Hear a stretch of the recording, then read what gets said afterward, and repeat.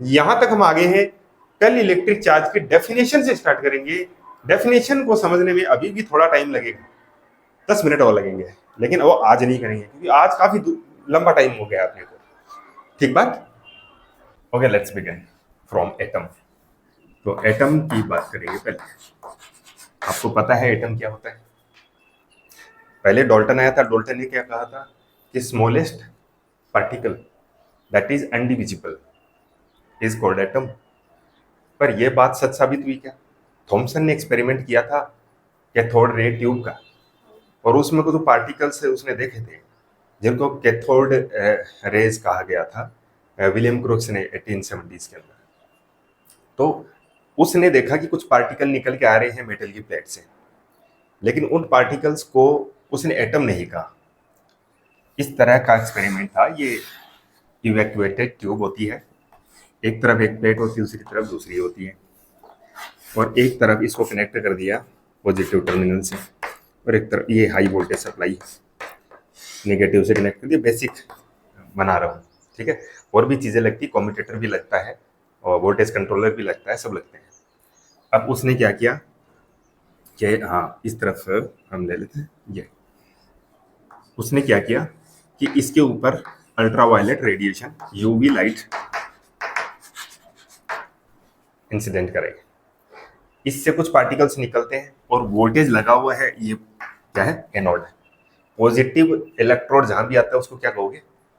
Anode कहोगे। देखो, ये चीजें कभी बदलती नहीं है, तो आपको ये ध्यान रखना है कि एनोड क्या होता है, कैथोड क्या होता है। नेगेटिव इलेक्ट्रोड को क्या कहते हैं? कैथोड। ठीक है। या फिर अगर ऐसा हो कि ये भी पॉजिटिव पोटेंशियल और ये भी पॉजिटिव है, तो ऐसे में ज्यादा वोल्ट वाला तो एनोड होगा और कम वोल्ट वाला कैथोड होगा। जैसे ये ऐसा भी हो सकता है कि एक टर्मिनल है और +25 वोल्ट का, और दूसरे का पोटेंशियल है +12 वोल्ट। अब आप ढूंढोगे इसमें, ये तो दोनों के दोनों एनोड है। ये दोनों एनोड नहीं है, ये हाइयर और ये लोअर पोटेंशियल वाला है, तो लो वाले को हम कैथोड कह देंगे और हाई वाले को एनोड कह देंगे। ठीक है। और ये जो डिफरेंस होता है इनके पोटेंशियल की वैल्यू का, जैसे इसमें 13 वोल्ट का डिफरेंस है, इसको बोलते हैं वोल्टेज। डिफरेंस ऑफ पोटेंशियल, उसको क्या बोलेंगे? वोल्टेज। और ये चीज डिटेल में आएगी आपके लेटर, ठीक है, बाद में आएगी, 3rd चैप्टर के अंदर पूरा डिटेल में आएगी। तो उसने इस तरह से वोल्टेज जब लगा दिया जाता है ना, तो वोल्टेज जब भी लगता है तो क्या करता है? इलेक्ट्रॉन्स को हाई पोटेंशियल की तरफ एक पुल देता है। ठीक है। अल्ट्रावायलेट लाइट पड़ते ही क्या होगा? इससे कुछ पार्टिकल निकलते हैं। थॉमसन ने ये देखा था कि कुछ पार्टिकल निकलते हैं। He did not come to know which particles are these. Okay. तो ये पार्टिकल्स हाई स्पीड से इस तरफ जाते हैं, और अगर ये जो मेटल की प्लेट है, ये इसने इस तरीके से नेट ले लिया मेटल का। अब ये हाई स्पीड ये पार्टिकल कुछ कुछ तो है मेटल बॉडी पे टकराते हैं, कुछ इसके बीच की जाली होती है ना, इसके अंदर से पीछे आ जाते हैं। पीछे इसने एक स्क्रीन रख दिया। ये स्क्रीन होता है हमेशा zinc sulphide, particle detector coating होती है जिंक सल्फाइड। जिंक सल्फाइड की एक खास बात होती है बेटा, ये याद रखना आपको, ये चीज बेसिक चीजें हैं, कभी नहीं बदलेंगी। जिंक सल्फाइड की खास बात है, और वो ये है कि इस पर कोई भी पार्टिकल, कोई भी छोटा पार्टिकल होता है ना, जैसे प्रोटॉन, न्यूट्रॉन हो गया, इलेक्ट्रॉन हो गया, इस तरह के छोटे वाले पार्टिकल, या इवन कोई एटम या मॉलिक्यूल गैस का, इस तरह के पार्टिकल जब भी टकराते हैं ना, तो ये उसकी काइनेटिक एनर्जी को पूरी तरह से एब्जॉर्ब कर लेता है। एक तरीके से इन इलास्टिक कोलिजन होती है। 11th में आपने पढ़ा है ना, इन इलास्टिक कोलिजन। तो वो जो आने वाला पार्टिकल है वो फिर टकरा के वापस नहीं जाता, बस टक्कर होती है और वो कंबाइन हो जाता है उसके साथ में। तो जिंक सल्फाइड के साथ इन इलास्टिक कोलिजन होती है, और ऐसे में उसकी काइनेटिक एनर्जी, एनर्जी तो आपको पता है डिस्ट्रॉय नहीं हो सकती है, तो ये पूरी की पूरी एनर्जी को जिंक सल्फाइड है ये एब्जॉर्ब कर लेता है। और वो जो एब्जॉर्ब्ड काइनेटिक एनर्जी है ना, वो हीट में कन्वर्ट होती है। ठीक है। फिजिक्स में आप मोस्टली देखोगे कि काइनेटिक एनर्जी जब कोलिजन होता है तो हीट में कन्वर्ट होती है। जैसे कि आप कील भी लोगे ना, नेल लोगे और उसमें हैमर से मारते जाओ, पीटते जाओ उसे, कोई भी मेटल है उसको हैमर मारते जाओ, क्या होगा? 10-20 हैमर मारोगे ना जोर से, उसके बाद आप कील का टेम्परेचर चेक करना, आप हाथ नहीं लगा पाओगे, इतनी गर्म हो जाती है चोट पड़ने से। क्योंकि हैमर में काइनेटिक एनर्जी थी, और वो काइनेटिक एनर्जी उसने इन इलास्टिकली एब्जॉर्ब कर ली, और ऐसे वो गर्म हो जाएगा। ठीक है। अच्छा, तो ये जिंक सल्फाइड है ना, ये भी इसी तरीके से एब्जॉर्ब कर लेता है काइनेटिक एनर्जी को, और ये भी हीट प्रोड्यूस करता है, वो हीट फैलती नहीं है, वो हीट एक पॉइंट पे आ जाती है। और जब भी एक पॉइंट पे हीट आ जाती है ना, तो उसका टेम्परेचर बढ़ जाता है। और टेम्परेचर जब बहुत ज्यादा बढ़ता है ना, तो ऐसे में वहां पर एक चमक दिखती है, बिल्कुल फ्लेम की तरह। लेकिन फ्लेम अलग अपीयरेंस देती है, ये छोटा सा डॉट बनता है। तो जैसे जैसे पार्टिकल जिंक सल्फाइड पे टकराते जाते हैं ना, वैसे वैसे वहां पर डॉट्स चमकते हैं, डॉट्स। इसको बोलते हैं फ्लोरोसेंस। ठीक है। ये जो एलईडी ट्यूबलाइट है, पहले जो ट्यूबलाइट आती थी ना, वो कांच वाली, उसके अंदर एक पाउडर लगा होता था। वो पाउडर क्या है, अंदर की जो रेज होती है ना, उनको एब्जॉर्ब कर लेता था, पार्टिकल्स की काइनेटिक एनर्जी को एब्जॉर्ब कर लेता था, और एब्जॉर्ब करने के बाद में वो री इमिट करता था। ठीक है। तो इस तरीके से बहुत सारी चीजें बनती है। टेलीविजन होते थे पहले बड़े वाले, उनके अंदर भी ऐसा होता था कि पार्टिकल आता था और उसकी कोटिंग होती थी, कोटिंग के ऊपर टकराता था, और टकराने से फ्लोरोसेंस प्रोड्यूस होता था, उससे विजन बनाते थे, उसको टेलीविजन बोलते हैं। चलो इससे बाहर। अब बात यह है कि इसने, थॉमसन ने सोचा कि ये कहीं एटम तो नहीं, कि बहुत छोटा पार्टिकल है, बहुत लाइट पार्टिकल है। ठीक है। पार्टिकल की प्रोफाइल बनाई जाती है और उसमें यह देखा जाता है कि पार्टिकल के आइडेंटिटी क्या है, मतलब उसका मास कितना है, अगर उस पर कोई चार्जिंग वगैरह की प्रेजेंस है तो वो कैसा है, ये सारी चीजें देखी जाती हैं। तो जिस जिस डिवाइस से इलेक्ट्रॉन या कोई भी पार्टिकल आ रहा है, उसका मास मेजर करते हैं ना, उसको बोलते हैं मास स्पेक्ट्रोमीटर। मास स्पेक्ट्रोमीटर से एकदम एक्सैक्ट वैल्यू आती है पार्टिकल के मास की, चाहे वो कितना लाइट वेट पार्टिकल है। तो इसने देखा कि मास इस पार्टिकल का बहुत छोटा है, बहुत ही कम, नियरली 9 टाइम्स 10⁻⁻31 किलोग्राम, बहुत छोटा वैल्यू है ये। अच्छा, फिर इसने सोचा probably these particles are atoms, लेकिन उसने अलग अलग मेटल प्लेट्स लगा के देखी, लेकिन ये पार्टिकल, इसकी प्रोफाइल सेम आती है हमेशा। इसका मतलब ये मेटल इंडिपेंडेंट पार्टिकल है। और मेटल इंडिपेंडेंट होते इसके दिमाग में पहले ये बात आई कि ये यूनिवर्सल पार्टिकल है, means this particle is the member of every substance. कोई सा भी ले लो आप, हर सब्सटेंस का मेंबर है ये। मींस क्या ये फंडामेंटल पार्टिकल, ऐसा दिमाग में आया। तो सोचा इसके बारे में तो पता करना चाहिए। फिर इसने क्या किया, हाँ, इसके चार्ज की स्टडी करी कि भैया पार्टिकल चार्ज्ड भी है, क्योंकि ये हमेशा निगेटिव इलेक्ट्रोड से ही इमिट होता है, पॉजिटिव से कभी नहीं होता, निगेटिव से इमिट होकर चलता है। तो इसका मतलब ये कि ये चार्ज, इसकी चार्ज टेंडेंसी जो है ना, पॉजिटिव की तरफ अट्रैक्ट होने की है। फिर इसने इसको वेरीफाई करने के लिए क्या किया, क्रॉस फील्ड लगाया। क्रॉस फील्ड का मतलब है इस तरह से दो मेटल प्लेट्स हैं, उन पर भी individually plus and minus potential लगा दिया। और आपको पता है प्लस और माइनस पोटेंशियल लगाते हैं ना, तो उसके बीच में एक फील्ड आ जाता है, ये एक फील्ड आ जाता है, वो निगेटिव पार्टिकल्स को तो पॉजिटिव की तरफ और पॉजिटिव पार्टिकल को निगेटिव प्लेट की तरफ डिप्लेट करता है। ये इसको बोलते हैं डिप्लेशन फील्ड। ठीक है। अच्छा, अब मान लो यहां से पार्टिकल निकले और वो पार्टिकल इस वोल्टेज को जैसे जैसे बढ़ाते हैं, वो पार्टिकल इस तरफ आने लगते हैं, ऐसे ऐसे, इस तरह डिप्लेट होकर चलने लग जाते हैं, ऐसे, इस तरह से, इस तरह से। तो वो जो फ्लोरोसेंस इस तरफ थी ना, वो इस तरफ शिफ्ट होने लग जाती स्क्रीन पर। अब आप सोचकर बताओ, आप उसी जगह होते तो आपका डिसीजन क्या होता कि ये किस तरह का चार्ज रखता है ये पार्टिकल, पॉजिटिव या नेगेटिव? ये नेगेटिव डेफिनेटली, क्योंकि ये पॉजिटिव प्लेट में ही इंटरेस्ट शो करता है। इस प्लेट को घुमाओगे तो वो पार्टिकल का उस तरफ स्क्रीन पे प्रोजेक्शन भी घूम जाता है। ठीक है। तो ये बेसिक बिहेवियर। अब बात ये आती है कि ये पार्टिकल कैसा है, निगेटिवली चार्ज पार्टिकल है, और ये बहुत ही लाइट वेट है। इसके अलावा ये कैथोड से निकलता है और ये हाई स्पीड पे ट्रेवल करता है, तो एक पाथ बिल्ड करता है, उसको बोलते हैं रे। ठीक है। और कैथोड से निकली हुई ये रेज, इनको बोलता है cathode rays. Cathode rays are charged particle rays. ठीक है। प्रोफाइल बिल्ड हो गई। अब आपने ये पार्टिकल को इस तरीके से एनालाइज किया, तो क्या आप इसको ऐसे ही जाने दोगे? नहीं, आप उसे याद रखोगे, मैंने एक्सपेरिमेंट किया और मैंने क्या क्या चीजें पता करी। Very light weight particle. और दूसरी क्या चीज देखी, दूसरी चीज ये देखी कि इन सब पर कैसा चार्ज है, नेगेटिव चार्ज। लेटर एक साइंटिस्ट हुआ था मिलिकॉन, और मिलिकॉन ने इसके चार्ज की वैल्यू को ऑयल ड्रॉप एक्सपेरिमेंट से टेस्ट किया, तो उसे पता चला कि इस पार्टिकल की वजह से निगेटिव चार्ज आता है, लेकिन वो जो चार्ज है ना एक फिक्स वैल्यू होती है। इसको एलिमेंट्री चार्ज कहा उसने, एलिमेंट्री चार्ज, इसीलिए इसके इंडिकेशन के लिए ई आता है।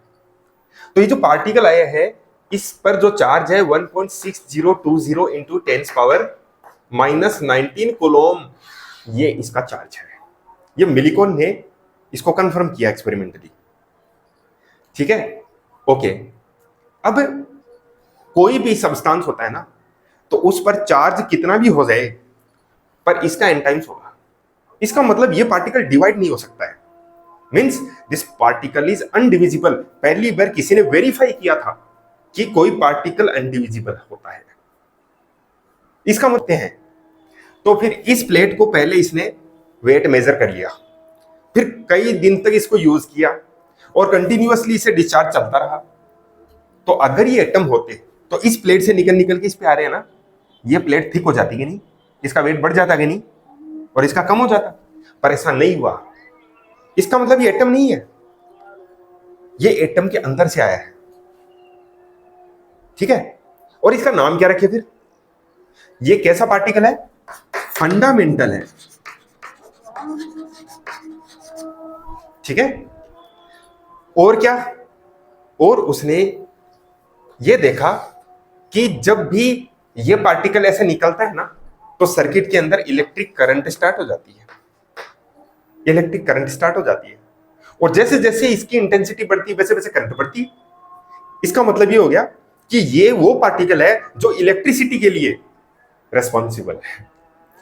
First time someone confirmed that a particle responsible for electric effects is found. तो इसका नाम दिया, a particle that is responsible for electricity is called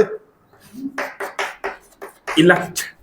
ये इलेक्ट्रो जो है ना, ये आ जाता है इलेक्ट्रिसिटी के लिए। और जब भी कोई पार्टिकल का नाम दिया जाता है ना, बेसिक पार्टिकल, तो उसके आगे लगा देते ट्रॉन। क्या लगा देते? तो इसका नाम क्या बनता है? इलेक्ट्रॉन। ऐसा पार्टिकल, ट्रॉन मतलब पार्टिकल, ऐसा पार्टिकल जो कि इलेक्ट्रिसिटी के लिए रिस्पॉन्सिबल है। ठीक है, अब देखो आप कि आपने ये चीजें अभी तो जल्दी में डिस्कस किया है, अपन ने छोटा सा डिस्कशन किया है। ये चैप्टर आपका चैप्टर 11 आता है, उसके अंदर डिटेल में आता है, ये पूरा डिटेल में आता है। लेकिन अब आपके दिमाग में ये बात अच्छे से सेट हो गई कि किसी ने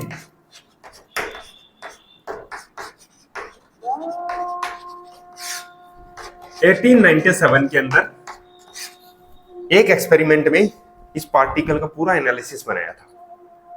उसके बाद में पहली बार इसने इसी पार्टिकल को कंफर्म किया था।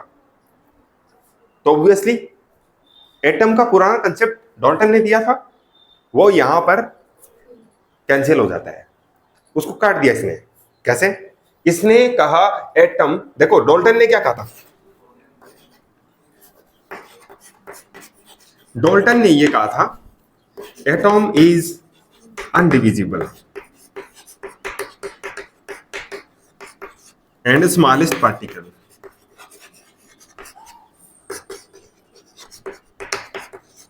in substance।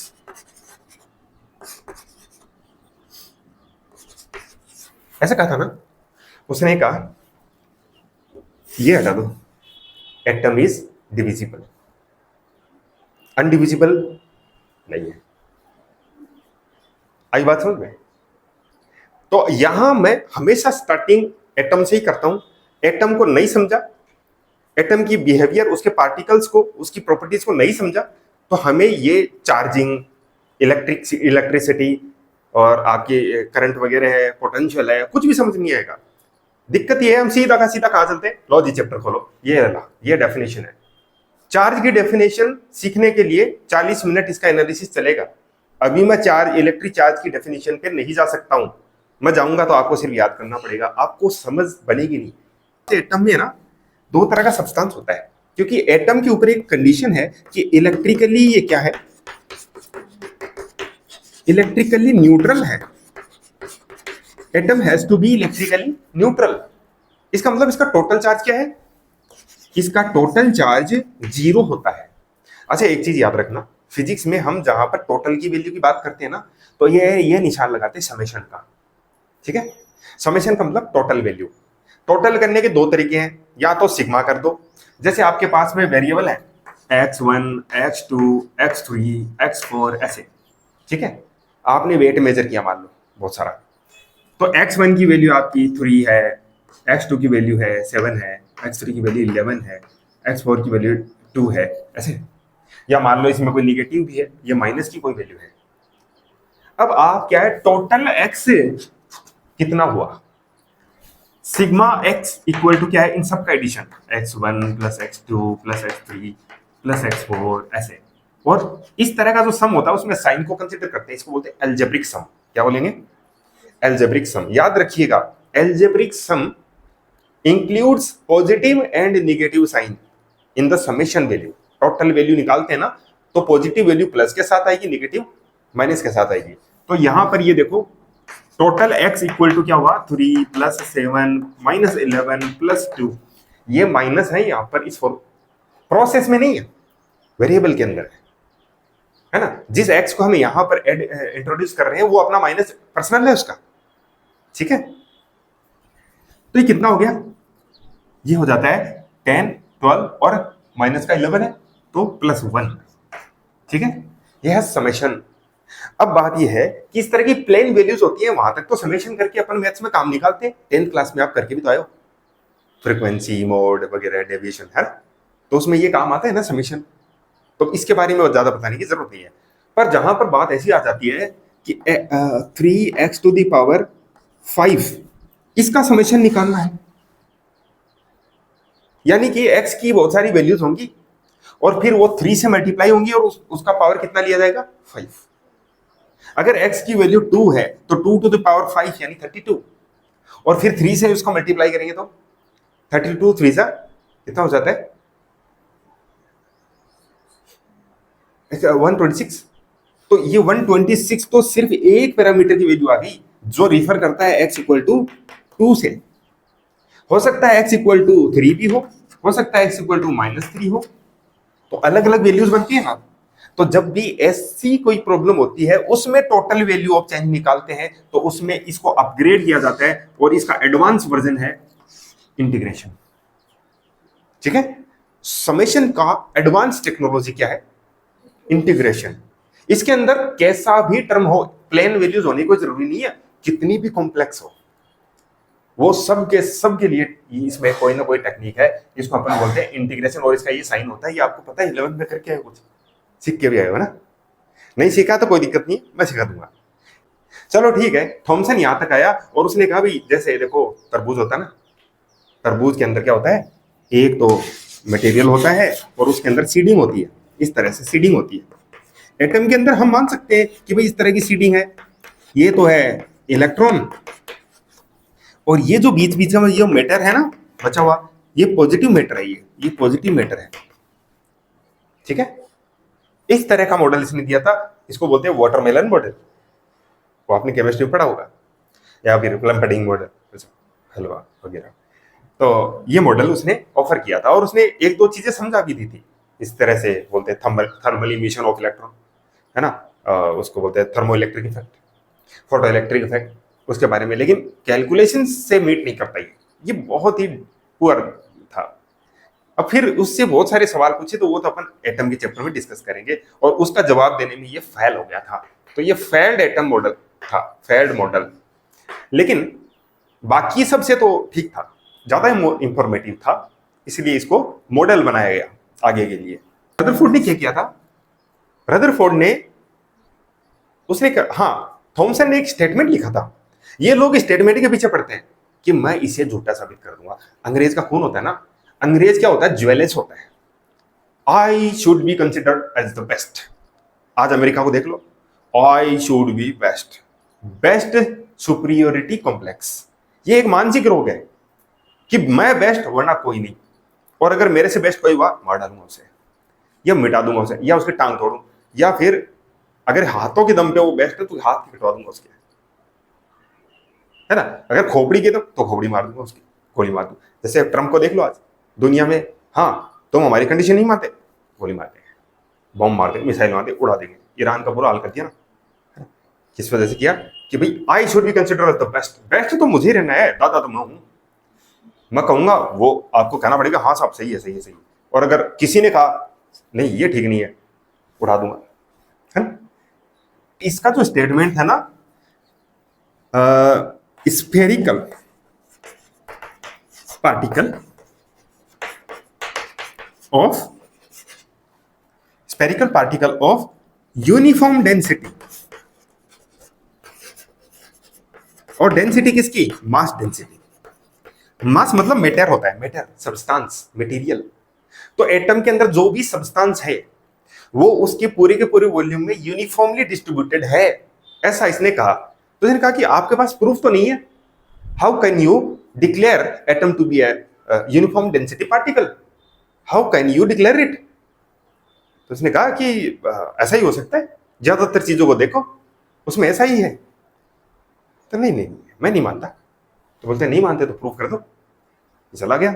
ये लगभग 10 साल बाद, 10 साल बाद इसका एक्सपेरिमेंट शुरू हुआ था 1911 के अंदर, ठीक है। 1911 इसने एक एक्सपेरिमेंट ऑपरेट करवाया था जिगर मार्टन से, और उस एक्सपेरिमेंट में इसने ये डिस्कवर किया था कि एक गोल्ड की बहुत पतली फॉइल ली और उसके ऊपर बहुत sharp, super sharp beam of alpha particle. Alpha particle जानते हो बेटा क्या होता है, क्या होता है अल्फा पार्टिकल, किसे कहते हैं, बहुत इंपॉर्टेंट है, हमेशा याद रखना है। ये तो कांस्टेंट चीज है, मतलब कभी बदलेगी नहीं, तो एक बार सीख लो। देखो मैं बताता हूं, पीरियोडिक टेबल में एलिमेंट्स है ना, एक हाइड्रोजन है, फिर कौन आता है, हीलियम। हीलियम, हीलियम का एटम कैसा होता होगा, न्यूक्लियस। न्यूक्लियस में 2 प्रोटॉन, क्योंकि एटॉमिक सीरियल नंबर है, प्रोटॉन नंबर ही होता है। तो इसमें 2 प्रोटॉन्स है। तो इसकी नॉर्मल स्टेट में इसके पास कितने इलेक्ट्रॉन होंगे, 2 इलेक्ट्रॉन होंगे, है ना। तो एक इलेक्ट्रॉन ये है और एक इलेक्ट्रॉन ये है, एस ऑर्बिट के अंदर चक्कर लगा रहे।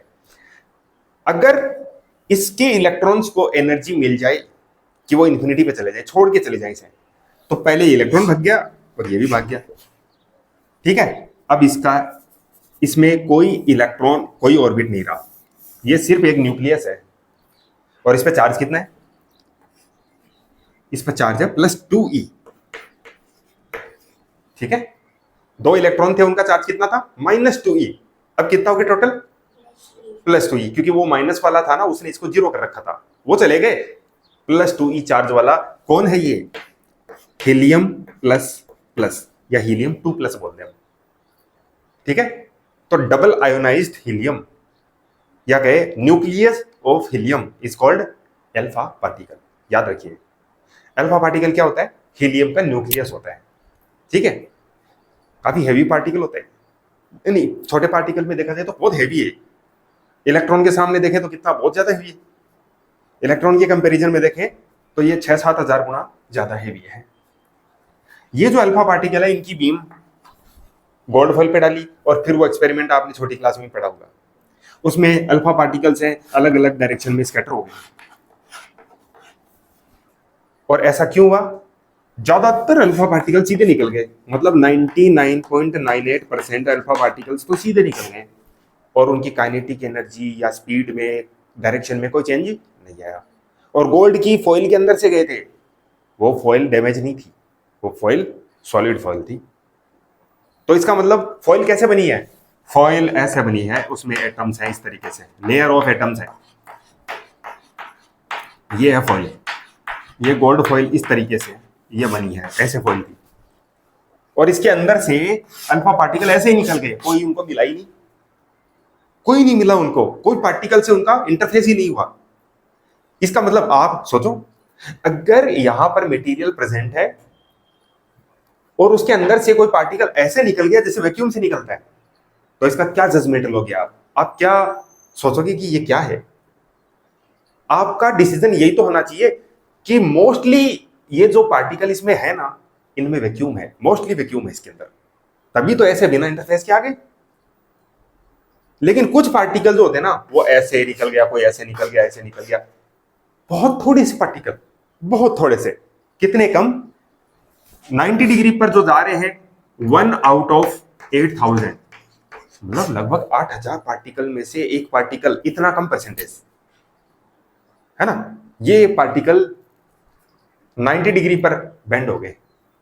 और बहुत कम पार्टिकल ऐसे थे जो ऐसे गए तो ऐसे ही वापस आ गए, रिवर्स स्कैटरिंग हुई इनकी। वो कितने थे? 1 आउट ऑफ 20,000, 20,000 में से एक, इतना कम रेशियो, इतने कम पार्टिकल्स को वापिस आना पड़ा। अब आप सोच कर देखो कि कोई ना कोई ऐसा मिला होगा जिसने इनको रिपेल कर दिया, वापिस जाने के लिए मजबूर कर दिया। इसका मतलब यह है कि ये जो जिसको हम एटम कह रहे हैं, जो एटम सब्सटेंस को बना रहा है, उसके अंदर कोई एक पार्टिकल, सेंट्रल पार्टिकल हर एक के अंदर होता है, और उस पर कैसा चार्ज होगा? पॉजिटिव। और वो अल्फा पार्टिकल से बहुत ज्यादा भारी है। हल्का होता तो क्या होता? अल्फा पार्टिकल बहुत हाई स्पीड में आ रहा था, बहुत हाई स्पीड में। अब दो सीन हो सकते हैं, या तो इसका जो सेंट्रल पार्टिकल है जिस पे पॉजिटिव चार्ज है, या तो वो इस तरह से पेपर की तरह, ऐसे पेपर की तरह, और हमारी रबर गेंद है, हम इसको फेंक रहे हैं रबर बॉल को, तो अगर ये पेपर की तरह ऐसे हवा में ऐसे, तो वो बॉल इस पे टकराएगी तो क्या होगा? वो बॉल इस पेपर को साथ ही ले जाएगी, ठीक है, अपने साथ ले जाएगी, ऐसे पेपर ही तो है। पर मान लो जैसे सीमेंट का ब्लॉक होता है ना, ताबूत बोलते हैं अपन, ताबूत बोलते हैं, बड़ा सा भारी होता है, 15 किलो का होता होगा एक। अगर वो ऐसे हवा में लटका हुआ है और रबर बॉल आकर उस पर टकराएगी तो क्या वो ताबूत उसके साथ चला जाएगा? क्या वो ब्लॉक उसके साथ थोड़ी जाएगा? वो बॉल ही बाउंस बैक करेगी, है ना। रीजन क्या है? बॉल से बहुत ज्यादा हेवी है, तो इसका इनर्शिया ज्यादा है, और जिसका इनर्शिया ज्यादा होता है ना, वो इजीली मूव नहीं करता, तो इसी को वापस जाना पड़ता है फिर, है ना। कॉमन लॉजिक था ये, इसलिए ऐसी चीजों को रटने की जरूरत नहीं पड़ती। हम थोड़ा सा आगे जाके सोचे तो हमें पता चलेगा कि भाई ये वापस इसीलिए आ सकता है कि जिससे इसका सामना हो ना, शेर का सामना सवा शेर से हुआ है, इसीलिए वापस आया, वरना ऐसे नहीं आ सकता, वापस नहीं आ सकता वो। तो ये लॉजिक आया दिमाग में। अब इस रदरफोर्ड ने ये कह दिया, रदरफोर्ड ने ये कह दिया कि भाई तुमने जो बात बोली थी ना थॉमसन, ये गलत है, देख ले प्रूफ, मेरा एक्सपेरिमेंट का डेटा देखो। उसके बाद में इसके मॉडल पर इसने भी अपना मॉडल दिया, और इसने कहा कि एटम के अंदर बहुत छोटी सी जगह में एक पार्टिकल रहता है। उस पार्टिकल की दो खास बातें हैं, एक तो उसका टोटल पॉजिटिव चार्ज उसमें है, टोटल पॉजिटिव चार्ज, और दूसरा उसका जो टोटल सब्सटेंस है ना, उसका मोस्टली उसके अंदर ही है, बाकी जगह पर क्या है? या तो खाली है या बहुत हल्के फुल्के पार्टिकल होंगे, है ना। तो इसने कहा total charge, total positive charge and nearly most of the charge mass, 99.99% mass भी इसके अंदर ही है। मास मतलब मटेरियल, और बाकी चारों तरफ क्या है? बाकी खाली है, स्पेस है, space, vacuum. Vacuum means containing no substance, no material, उसको वैक्यूम बोलते हैं। फिर इसने सोचा कि नेगेटिव चार्ज पार्टिकल निकल रहा है, इसका मतलब वो उस पार्टिकल के अंदर नहीं रहता, वो उससे कुछ डिस्टेंस पे रहता है। अब कोई भी पार्टिकल अपने ऑपोजिट पार्टिकल से, जैसे कि ये है, ये पॉजिटिव चार्ज है, बहुत छोटी सी जगह में रहता है ये, और इलेक्ट्रॉन इसके चारों तरफ कहीं रहेगा, तो ऐसे तो रह नहीं सकता स्पेस में एक जगह पर, तो ये खींच लेगा उसको सट से, है ना। तो फिर इसने सोचा कि भाई ये डिस्टेंस बनाए कैसे, तो इसने सोचा भी देखो यहां अर्थ है, अर्थ के चारों तरफ मून घूम रहा है, तो मून तब तक ही अपनी पोजीशन दूर बना के रख रहा है जब तक वो इस तरह से सर्कुलर रोटेशन में है। जैसे ईंट होती है ना, रस्सी से बांध ले और फिर घुमाए ऐसे, तो जब तक ईंट घूमेगी ना तब तक वो इस तरह से अपना सर्कल मेंटेन कर रही है, रुक जाएगी तो नीचे आएगी, है ना। और जितना तेज घूमेगी ना उतना ही बड़ा सर्कल बनाएगी, और अगर स्पीड बहुत ज्यादा बढ़ा दी जाए तो रस्सी टूट भी जाएगी, है कि नहीं। अच्छा, तो यहां पर इलेक्ट्रॉन बिल्कुल ऐसे ही चक्कर लगाएगा इसके चारों तरफ, जैसे कि प्लेनेट चक्कर लगाते हैं सन के चारों तरफ, सोलर सिस्टम मॉडल। तो इसको solar system model of atom भी बोलते हैं, प्लेनेटरी मॉडल भी बोलते हैं, ठीक है, रदरफोर्ड का मॉडल। और इसमें न्यूक्लियस की बात हुई है, पहली बार किसी ने न्यूक्लियस की बात करी थी, तो इसको क्या बोलेंगे, न्यूक्लियर मॉडल ऑफ एटम, ये बात उसने कही थी, ठीक है। अच्छा, इसकी और डिटेल में एक बार नहीं जा रहे हैं। हाँ, आपने 11th क्लास में पढ़ा ना सर्कुलर मोशन, तो आपको पता है सर्कुलर मोशन में हर पार्टिकल पर अपने मास के अकॉर्डिंग बाहर की तरफ एक धक्का लगता है। वो धक्का कितना होता है, अगर इसकी टेंजेंशियल स्पीड v है, रेडियस r है, तो ये जो फोर्स बाहर की तरफ इसको धक्का फील होता है ना, ये कितना होगा, mv²/r होता है, ठीक है। अदरवाइज आप ओमेगा की टर्म्स में लिखो तो इसको m⍵²r भी कह सकते हो, है कि नहीं। तो यहां पर ये सर्कुलर मोशन का ये कॉन्सेप्ट है, ये याद रखना। कोई भी पार्टिकल सर्कल मेंटेन कर रहा है तो उस पर बाहर की तरफ एक जो धक्का लग रहा है उसकी वैल्यू कितनी होती है, mv²/r होती है। तो यहां तक आपको डेवलपमेंट समझ में आया, एटम का कॉन्सेप्ट बिल्ड हो रहा है, बिल्ड हुआ नहीं है, हो रहा है अभी। अब इसने भी कुछ गलतियां करी और उस पर इससे सवाल पूछे गए ऐसा कैसा हो गया फिर, तो ये चुप हो गया। चुप हो गया तो बोले भाई देखो ये तो थ्योरी तो नहीं मान सकते हम इसे, मतलब इसमें ट्रुथ नहीं है। कुछ फिनोमेना ऐसे हैं जो कि आपके मॉडल के बेस पे अगर एक्सप्लेन करने चले ना तो नहीं होते, नहीं होता ये काम। अब फिर इसके बाद में एक सबसे जीनियस आदमी आता है एटॉमिक साइंस के अंदर, और उसका नाम था नील्स बोर। अच्छा जी, नील्स बोर ने कोई एक्सपेरिमेंट नहीं किया, सबसे बड़ा जीनियस, मैथमेटिक्स में बहुत होशियार। और ये मैथमेटिक्स वाले हैं ना, ये एक चीज को मानते हैं कि यूनिवर्स में वही लैंग्वेज चलती है जो मैथमेटिक्स में चलती है। मैथ्स कभी झूठ नहीं बोलती, मैथ्स की इक्वेशंस बोलती हैं। और अगर आपने 11th क्लास में कोई भी इक्वेशन, कोई फॉर्मूला को ध्यान से देखा ना, तो फॉर्मूला आपको बता देता है कि ये जो पैरामीटर है ना, इसकी वैल्यू किस पर डिपेंड करती है, कैसे कैसे करती है। फॉर एग्जाम्पल मैं आपको बताऊं, अभी हमने एक फॉर्मूला लिखा था F=mv²/r। ये वो बाहर की तरफ लगने वाला धक्का है। जैसे कि आप वो ऐसे मेले में घूमता है ना कि झूला, उसमें छोटे छोटे बच्चों की कार बाइक्स वगैरह होती है, और वो ऐसे घूमता है, ऐसे घूमता है ना, प्लेटफॉर्म ऐसे घूमता है पूरा। अगर आप वहां उस पर बैठ गए, जैसे घोड़े पे बैठ गए आप, और उसने उसके घुमाया, तो क्या ऐसा है क्या कि उसको चाहे जितना तेज घुमा दे, एक लिमिट के बाद में स्पीड इतनी ज्यादा हो जाएगी कि आप अगर पाइप वगैरह को पकड़ के बैठे हो ना, तो आपको पाइप है आपके हाथ से छूट जाएगा, क्योंकि बाहर की तरफ बहुत जबरदस्त सेंट्रीफ्यूगल फोर्स लगेगा, लगेगा ना। अच्छा, तो ये जो सेंट्रीफ्यूगल फोर्स है ना, ये ज्यादा सेंसिटिव किस पैरामीटर पे है, ये कहेगा कि भाई एक तो ये सेंट्रीफ्यूगल फोर्स है ना, छोटे बच्चे पे कम लगेगा और बड़े पे ज्यादा लगेगा, क्योंकि बड़े का मास ज्यादा है। तो मास के प्रोपोर्शन में अगर मास किसी का डबल हो गया तो ये फोर्स भी बाहर डबल लगेगा। सबसे ज्यादा सेंसिटिव किस पे है, वेलोसिटी, स्पीड की बात। तो F directly proportional to speed square. अगर आप आर को डबल करते हो ना, तो ये फोर्स हाफ हो जाता है, लेकिन अगर आप स्पीड को डबल करते हो ना, तो फोर्स 4 टाइम्स हो जाता है। अगर आप स्पीड को 3 टाइम्स कर दोगे तो 3 का स्क्वायर करके देखो, 9 टाइम्स हो जाएगा। अगर आपने स्पीड को 10 टाइम्स कर दिया तो ये फोर्स कितना हो जाएगा, 100 टाइम्स हो जाएगा। तो ये कौन बता रही है, मैथ्स बता रही है। मैथ्स का फॉर्मूला बोल बोल के बता रहे हैं कि मास से कैसे असर पड़ेगा, स्पीड से कैसे असर पड़ रहा है, रेडियस का कैसा असर पड़ रहा है, ये मैथ्स बोल रही है आपको। मैथ्स के पास जबान नहीं होती, मैथ्स के पास अपनी लैंग्वेज है, एक्सप्रेशन। नील्स बोर ने पहली बार एनर्जी लेवल का कंसेप्ट दिया, और उसने वो सारे सवालों के जवाब अपनी मैथमेटिक्स से निकाल के दे दिए जो कि आज तक कोई नहीं दे सका। तो उस पे बेस्ड है modern electronic theory.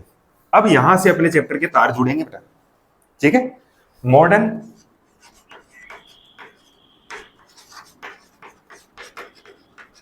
Electronic theory of atom, ये आपको याद रखनी है, और यही पढ़ रखी है आपने ज्यादातर। Modern electronic theory of atom क्या कहती है, ये कहती है कि भाई देखो, inside every atom there is a very super tiny particle at its centre that is called its nucleus. अच्छा, उसके बाद में क्या है, इसके चारों तरफ अलग अलग एनर्जी के लेवल्स होते हैं। जैसे मैं कहूं कि ये एनर्जी लेवल फर्स्ट है, तो इसको मैं कह दूं n=1। इसका रेडियस मान लो x है। Second energy level, second energy level का रेडियस होगा nearly 4x। Next energy level 3, इसका रेडियस होगा n=3 का नियरली 9x। ये ऑन एन एवरेज बता रहा हूं मैं, ये यूनिवर्सल नहीं है, इसमें थोड़ा बहुत वेरिएशन होता है न्यूक्लियर इफेक्टिव चार्ज की अकॉर्डिंग। उसके बाद नेक्स्ट होगा ना, तो यहां पर क्या है, एन स्क्वायर के अकॉर्डिंग रेडियस चलता है। ठीक है, फर्स्ट एनर्जी लेवल अगर x है तो सेकंड वाले का 2 स्क्वायर टाइम्स होगा उससे 4x, थर्ड वाले का 3 स्क्वायर 9x, फोर वाले का 16x। तो आप देख सकते हो कि जैसे जैसे न्यूक्लियस से नेक्स्ट एनर्जी लेवल आता है ना, उसका रेडियस ड्रामेटिकली बहुत ज्यादा बढ़ जाता है ना। पर आपको यह भी पता है न्यूक्लियस में प्रोटॉन भी बढ़ता है।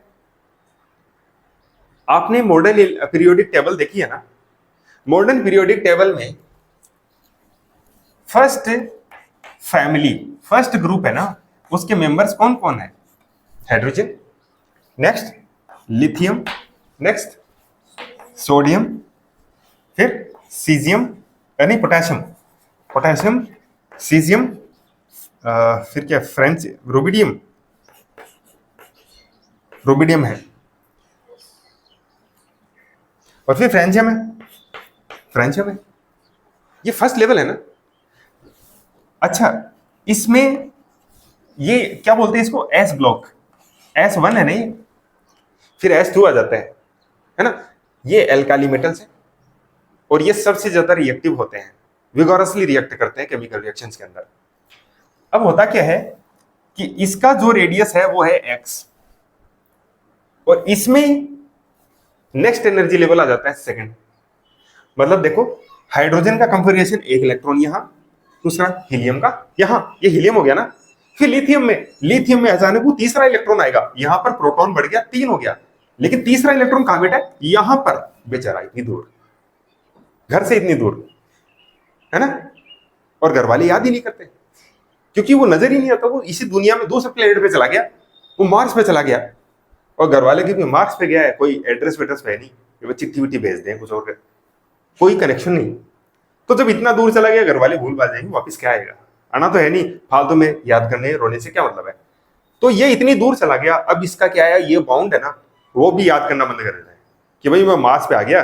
अभी वो लड़की है ना जो मार्स पे जाएगी, 2030 के अंदर जाएगी, और कह रही है कि उसको पता है कि वो वापस नहीं जाएगी, वापस आ नहीं सकती, वो उसे वहीं रहना है और वहीं पर मर जाना है।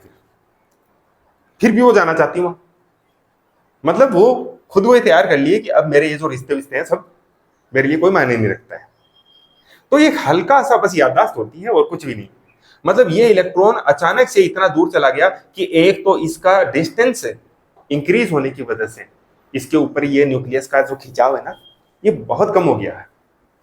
तो इसका जो बाउंडेशन है अपनी न्यूक्लियस से पुअरली बाउंडेड है, ठीक है, वीक अट्रैक्शन है, अट्रैक्शन तो है पर वीक है। क्योंकि ये जो दो बच्चे हैं ना इसके पास में खेलने वाले छोटे वाले, ये बड़े प्यारे हैं इसको, और वो जो बड़ा हो गया जो घर से दूर चला गया, वो इतना याद नहीं आता, इनको अट्रैक्शन इतना ज्यादा उसे नहीं है। ठीक है, लॉजिक को पकड़ना है, ये सारी चीज सिर्फ इस अंडरस्टैंडिंग को बिल्ड करने के लिए बता रहा हूं, ठीक है। अच्छा, तो अब एक बात बताइए, ज्यादातर अट्रैक्शन तो न्यूक्लियस का इन्होंने नलीफाई कर दिया, और थोड़ा बहुत अट्रैक्शन यहां पर होता तो थोड़ा फील होता उसे, और वो चला कहां गया, 4 गुना दूरी पे चला गया।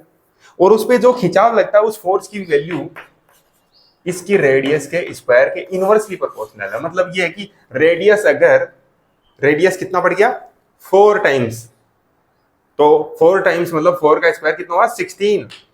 इसका मतलब ये हो गया कि फोर्स पहले से कितना हो जाएगा इस पे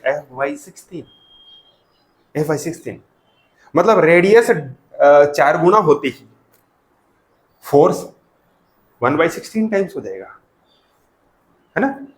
दोनों पार्टिकल के बीच डिस्टेंस 4 गुना बढ़ गई और फोर्स F/16 हो गया। तो अब एक बात बताओ, अगर बाहर से कोई इलेक्ट्रॉन को उड़ाने आएगा, इनमें से किसी को उड़ाएगा या इसको उड़ाएगा?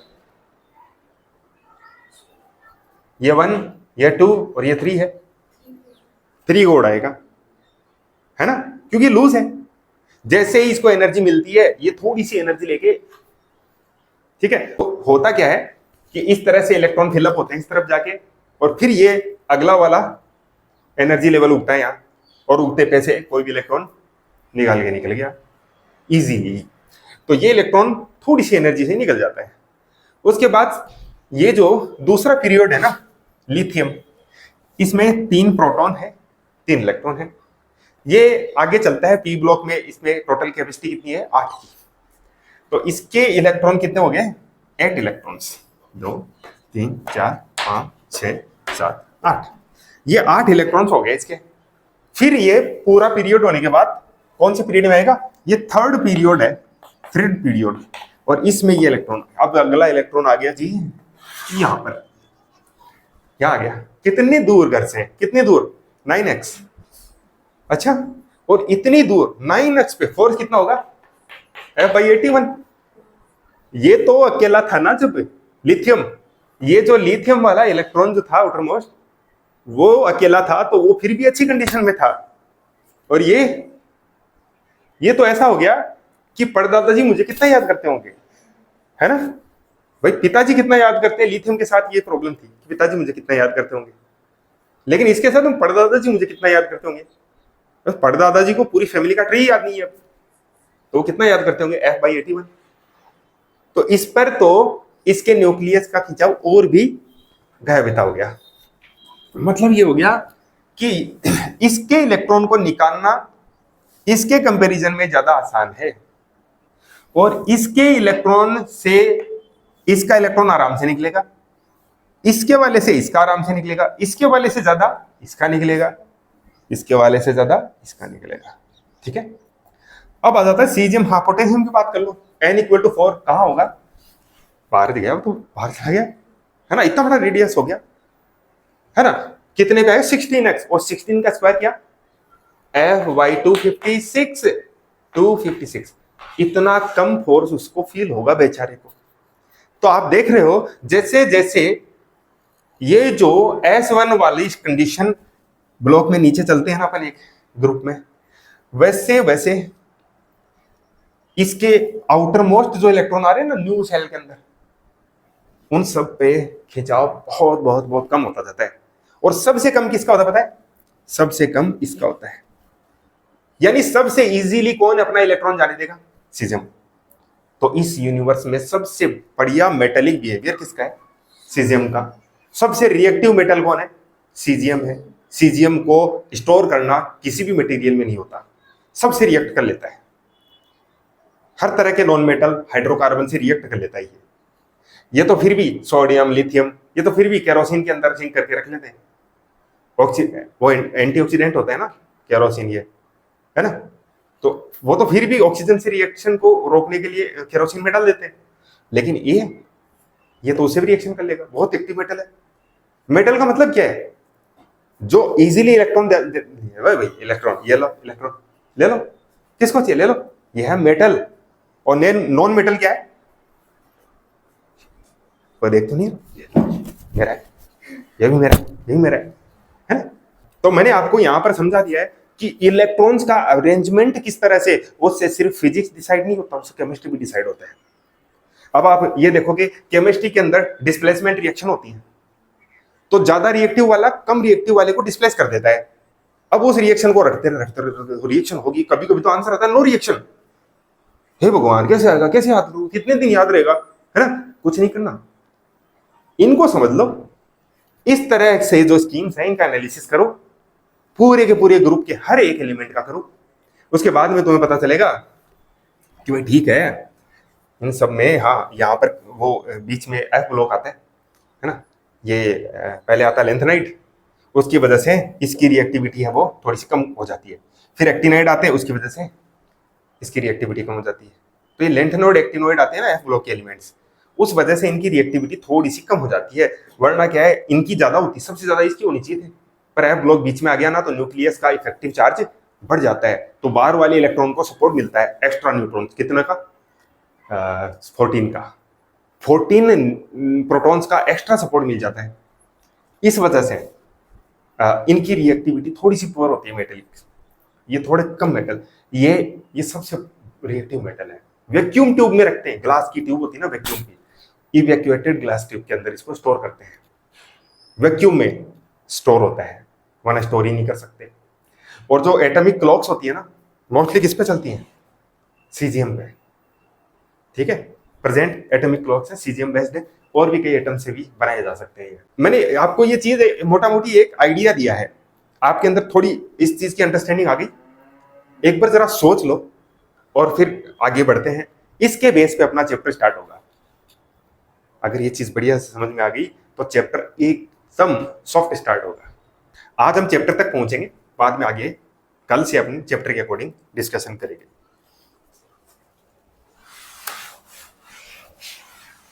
और पीरियोडिक टेबल को भी ऐसे ही पढ़ना कि एक पीरियड में इस तरफ ऐसे चलते हैं ना, तब रिएक्टिविटी कम होती है, मतलब इलेक्ट्रॉन गिविंग टेंडेंसी कम होती है, मतलब मेटेलिक बिहेवियर है वो पूरा होता जाता है, और उस तरफ जाएंगे ना तो फिर मेटेलिक बिहेवियर है वो नॉन मेटेलिक में बदल जाता है।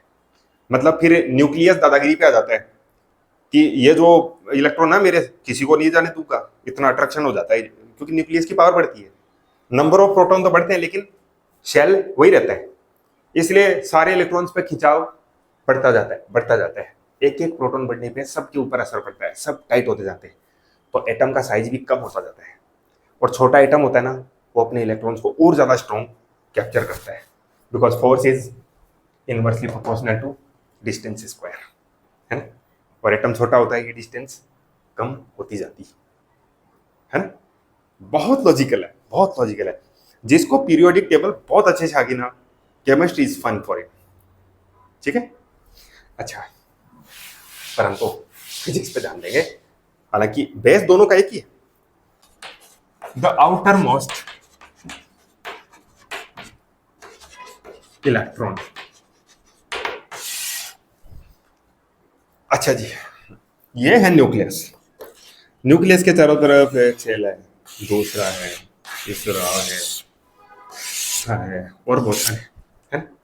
मैं कह रहा हूं सबसे बाहर वाला यहां बैठा है, इसकी प्रॉपर्टीज क्या क्या है?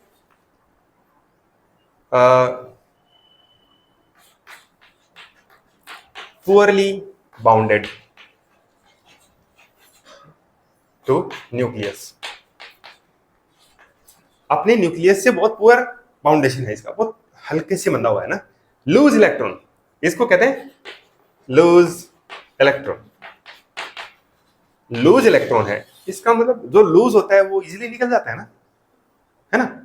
एक पेड़ छोटा होता है, वो लूज है, आप उसे, छोटा सा पौधा है ऐसे, ये तो निकल गया, है ना। ये छोटा सा है, ये लूज है, निकल गया, वही पेड़ बड़ा हो गया, बरगद बन गया, अब उखाड़ो, है ना। दैट इज हार्ड, वो हार्ड इलेक्ट्रॉन। तो जो अंदर वाले जो इलेक्ट्रॉन होते हैं ना, ये यहाँ ये न्यूक्लियस के पास बैठे हैं, ये बहुत मुश्किल से निकलता है, और जब ये निकलता है ना, जबरदस्त एनर्जी पल्सेस की जरूरत पड़ती है। जैसे मैं आपको बताऊं, टंगस्टन होता है ना, टंगस्टन का मेल्टिंग पॉइंट बहुत ज्यादा होता है, इनफैक्ट 3380 डिग्री सेंटीग्रेड, इतना ज्यादा इसका मेल्टिंग पॉइंट है। और इस पर हाई स्पीड इलेक्ट्रॉन्स की बॉम्बार्डिंग करते हैं ना, तो वो इलेक्ट्रॉन्स, बाहर वाले इलेक्ट्रॉन जो होते हैं ना, वो उनको इफेक्ट नहीं करता, वो इसके अंदर जाता है और इनर सेल के जो इलेक्ट्रॉन्स होते हैं ना, उनको डिस्प्लेस करता है, उनको खुद तो वहां कैप्चर हो जाता है और उनको भगाता है बाहर, तुम जाओ, और उनसे इलेक्ट्रोमैग्नेटिक रेडिएशन निकलता है, और उस रेडिएशन को हम बोलते हैं एक्स रेज। ये एक्स जो होता है ना, ये एक्स का मतलब है डेडली रेज, ठीक है, एक्स। आपने देखा ये ट्रांसफॉर्मर जहां पर इलेक्ट्रिक शॉक का वो साइन बना होता है ना, एक हड्डी होती खोपड़ी की और दो टूटी हुई हाथ की हड्डियां और वो ऐसे रखी होती हैं एक्स, इसका मतलब है deadly voltage, do not touch, है कि नहीं? हो सकता है फ्राई हो जाए, तो फ्राई होने के बाद क्या होगा, वही होगा, वो निशान बना हुआ ना, वो ट्रू हो जाएगा फिर। अच्छा, तो ये जो आउटर मोस्ट इलेक्ट्रॉन ना, इसकी क्या क्या प्रोफाइल है, किस किस के लिए रेस्पॉन्सिबल है?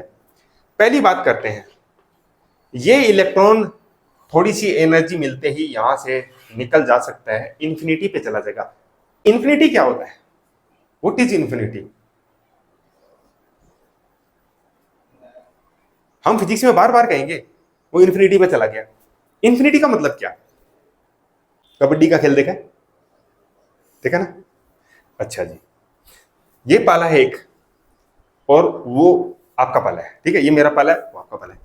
अब मैं क्या करता हूं, मैं आपकी रेंज में जाता हूं, ठीक है, कबड्डी कबड्डी बोलता जाऊं, और वहां जाने के बाद मैं मान लो आप में से किसी ने मेरे को छिपकली की तरह लपक के पकड़ लिया, ठीक है, अब मेरे को पकड़ लिया, और ये जो लाइन है ना, अगर इस लाइन को मैं टच कर लेता हूं तो मैं अपनी रेंज में आ जाऊंगा फिर। और अगर मान लो आपने मेरे को, एक जने ने तो पकड़ लिया, उसको तो मैं घसीट लाऊं, लेकिन फिर उस दूसरा भी कूद गया, तीसरा भी कूद गया, और इस तरह से बहुत सारे कूद गए मेरे ऊपर। अब मेरा हाथ जो है ना, इस लाइन से बस 1 इंच दूर है, ठीक है, तो ये हाथ मेरा पहुंच नहीं पा रहा है, बस यहीं तक हूं मैं, पहुंच नहीं पा रहा, इसका मतलब ये लाइन मेरी रेंज से बाहर होगी, इसको मैं कह दूंगा इट इज एट इंफिनिटी, ठीक है। मैं यहां खड़ा हो जाता हूं, यहां खड़े रहने के बाद मैं इसे, ये पकड़ लिया मैंने, ये मेरी रेंज में है, मैं इसको भी पकड़ रहा हूँ, ये मेरी रेंज में है, ये सब ये स्विचेस ये मेरी रेंज में है, ठीक है, लेकिन मैं यहां खड़ा होके उस वायर को नहीं पकड़ पा रहा, उस स्केल को नहीं पकड़ पा रहा, ये क्या है? At infinity. उस कैमरा को मैं नहीं पकड़ सकता, वो क्या है? इन्फिनिटी। आप लोगों की टेबल पे जो भी सामान है, मैं यहाँ खड़े खड़े उसको नहीं पकड़ सकता, मेरे को बांध दिया किसी ने, नहीं जा सकता, दैट इज इन्फिनिटी, है ना? वो फिल्में होती है ना, उसमें विलन को बांध, हीरो को बांध देते हैं, और वो बेचारा सोचता वो चक्कू वहां पड़ा है, मेरे को मिल जाए ना, रस्सी काट लूं, पर पकड़ू कैसे? तो बांध रखा है, और वो इन्फिनिटी पर है, समझ गए? ये कॉन्टेस्ट फिजिक्स में कैसे लगेगा? ये इस तरह लगेगा कि यहां पर है न्यूक्लियस, ध्यान से सुनना, ये न्यूक्लियस है, इस न्यूक्लियस के अट्रैक्शन में ये इलेक्ट्रॉन्स हैं, ये रेंज में है, ये भी रेंज में, ये भी रेंज में, लेकिन मान लो न्यूक्लियस का अट्रैक्शन किसी जगह जाकर हो जाता है जीरो,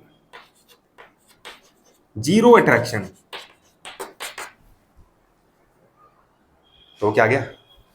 इंफिनिटी, ठीक है। जिस जगह पर इसका अट्रैक्शन नहीं लगेगा वो क्या हो गया? इंफिनिटी। अर्थ की ग्रेविटी जिस पॉइंट पर जीरो हो जाती है, वहां पर कोई पार्टिकल है that is out of the range of gravity of earth, that point is called at infinity, ठीक है। आप इस चौक को ऐसे फेंक रहे हो ऊपर की तरफ, फेंकते जाओ फेंकते जाओ, एक स्पीड ऐसी होती है जिसमें फेंकने के बाद ये ऊपर की तरफ जाएगी, स्लो होती जाएगी, लेकिन ऐसी जगह पर पहुंच जाएगी, उसके बाद में ये रिटर्न नहीं होगी, ठीक है। और फिर इसकी स्पीड पे उसकी ग्रेविटी की वजह से जो रिडक्शन होता है वो भी नहीं होगा, तो हम कहेंगे the particle has reached infinity from the earth, infinity पे चला गया। तो कहीं कहीं तो इंफिनिटी बहुत थोड़ी सी दूर होता है, जैसे कि एटम के केस में, एटम के न्यूक्लियस का अट्रैक्शन, एटम को खुद को हम आज तक देख नहीं सके, और देखना पॉसिबल नहीं है, एटम को देखना इम्पॉसिबल है, लाइट के सपोर्ट से नहीं देख सकते। तो इतनी छोटी चीज जो कि किसी माइक्रोस्कोप से नहीं दिखती, अब उसके लिए इंफिनिटी कितना दूर होती होगी, हम सोच नहीं सकते, उससे भी थोड़ी सी दूरी है ना? तो उसके लिए इंफिनिटी इतनी कम, और अर्थ के कंपैरिजन में देखें तो इसके लिए इंफिनिटी देखा तो भाई चलते जाओ, अपनी कई पीढ़ियां हैं वो स्पेसशिप में ही मरेंगी, इतनी दूर जाकर अर्थ के लिए इंफिनिटी मिलेगा, है कि नहीं? बात आई समझ में? इंफिनिटी का मतलब क्या? कभी कभी इंफिनिटी का मतलब ये होता है अनडिफाइंड, मतलब ऐसी कोई चीज होती नहीं है, या ऐसा पॉसिबल नहीं है ना? अनडिफाइंड, या फिर कहे इम्पॉसिबल सॉल्यूशन, मतलब ऐसा सॉल्यूशन एग्जिस्ट नहीं करता, does not exist, does not exist, ऐसी वैल्यू के लिए हम क्या कहते थे, आंसर आता है infinity. For example 1 divided in 2 parts, एक रोटी के 2 टुकड़े करें, 1 डिवाइडेड इन 2 पार्ट्स, क्या कहेंगे, ईच पार्ट इज हाफ, है कि नहीं। और 1 डिवाइडेड इन 4, 1/4, तो ईच पार्ट इज 0.25 टाइम्स, हम पाव बोलते हैं। इसी तरीके से 1 डिवाइडेड बाई 10 भी डिफाइन है कि नहीं, डिफाइन है ना। अगर मैं कहूं 1 डिवाइडेड इन 0, तो ये डिफाइन नहीं है, ये अनडिफाइंड है। हम अनडिफाइंड की जगह सॉल्यूशन एक ये सिंबल लिख देते हैं, ठीक है। अनडिफाइंड की जगह क्या लिख दें, इनफिनाइट। अब इसको ऐसे भी समझो, एक वर्ड है फाइनाइट, फाइनाइट का मतलब होता है फिक्स वैल्यू, फाइनाइट का मतलब फिक्स वैल्यू। और इनफाइनाइट अगर कहें,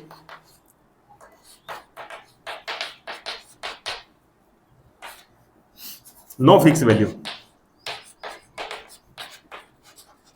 ठीक है। जहां पर वैल्यू फिक्स नहीं हो सकती, तो आंसर क्या आ रहा है, इनफाइनाइट। याद रखिए, इनफाइनाइट का मतलब अलग अलग सिनेरियो में अलग अलग होएगा। कहीं पर आउट ऑफ रेंज हो जाएगा, कहीं पर अनडिफाइंड हो जाएगा, या बोले कि ऐसी कोई वैल्यू फिक्स है नहीं, ऐसी कोई फिक्स है नहीं वैल्यू।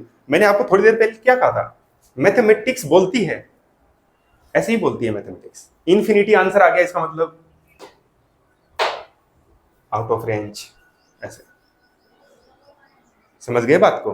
तो कभी भी आपका आंसर इन्फिनिटी आता है, तो उसका मतलब आपको समझ में आना चाहिए, समझ लोगे। बेटा एक बात याद रखना, सीखना तो एक बार ही पड़ता है, लेकिन वो काम तो लाइफ टाइम आएगा। इसलिए सीखने पे ध्यान दो, ये टेंशन लेकर मत बैठो कि मैं टॉप कर लूंगा क्या, या को टॉप कर लूंगी क्या, ऐसा सोचकर नहीं बैठना है, ठीक है। मैं बेस्ट बन सकता हूं या बन सकती हूँ कि नहीं, मत सोचो इस बारे में। अभी तुमको लर्निंग करना है, लर्निंग माइंड से बैठो, वो सब कुछ ऑटोमेटिक होगा, ठीक है, सब ऑटोमेटिक होगा। अभी सीखने का काम आपका। और हाँ, चौंच खोल के सवाल पूछना भी जरूरी है। अगर आप चुपचाप बैठोगे, आप बोर हो जाओगे, और अगर सवाल पूछोगे, तो क्लास देखना किस लेवल पे चलेगी। टीचर का टीचिंग लेवल स्टूडेंट डिसाइड करता है, टीचर कभी नहीं कर सकता। और टीचर स्टूडेंट को कुछ नहीं बना सकता, उसे तैयार होना पड़ता है कुछ बनने के लिए, ठीक है। अब बेसिक चीजें हैं वो हमने यहां तक डिस्कस करी हैं। और अब आ जाओ वापिस से कि ये जो लूज इलेक्ट्रॉन होता है या आउटर मोस्ट इलेक्ट्रॉन होता है, सबसे पुअरली बाउंडेड होता है। इस इलेक्ट्रॉन से क्या क्या इफेक्ट हो सकता है। नंबर 1, एनर्जी आई, इस इलेक्ट्रॉन को मिली और ये भाग गया इन्फिनिटी पर। इन्फिनिटी का मतलब ये हो गया, अब इसके न्यूक्लियस का जो ये अट्रैक्शन फील्ड है ना, रेंज है, इस रेंज से वो बाहर चला गया। बताओ वो इलेक्ट्रॉन इसका थोड़ी, अब वो इलेक्ट्रॉन तो इससे आइसोलेट हो चुका है। अब इसके पास एक इलेक्ट्रॉन की डिफिशिएंसी हो गई है ना। इसका मतलब अब इसके एटम पर इफेक्टिव चार्ज क्या होगा, एक इलेक्ट्रॉन गया इसका, अब इसका इफेक्टिव चार्ज क्या होगा, बोलो, सोचो। इसके न्यूक्लियस में 20 प्रोटॉन्स हैं, तो न्यूक्लियस का चार्ज कितना हुआ, +20। और इसमें सारे के सारे इलेक्ट्रॉन थे इसके, ये भी था। टोटल इस सारे इलेक्ट्रॉन्स का टोटल नेगेटिव चार्ज कितना होगा, -20 होगा कि नहीं होगा, होगा ना। टोटल एटम का चार्ज क्या होगा, sigma Q, that is +20 added with -20 क्या होगा, 0। Atom is normally neutral, normally atom क्या होता है, न्यूट्रल होता है। But in case some electron is lost, lost means that went at infinity, infinity पे चला गया, वो छोड़ के निकल गया। एक इलेक्ट्रॉन छोड़ के निकल गया, तो अब कितने बचे, अब इनका चार्ज क्या बनेगा, -19e। अब इनका टोटल चार्ज क्या आएगा, 0 आएगा क्या, कितना आएगा, प्लस ई आएगा या +1 ई आएगा। आ गया। अब ये चार्ज्ड एटम हो गया है और चार्ज्ड एटम को हम बोलते हैं आयन। क्या बोलेंगे? आयन कहेंगे। ठीक है। तो अगर इसको कहें 20 नंबर का सीरियल नंबर पे कौन सा एटम है? 20 नंबर पे कौन है? कैल्शियम है कि नहीं? तो इस आयन का नाम क्या होगा? Ca+,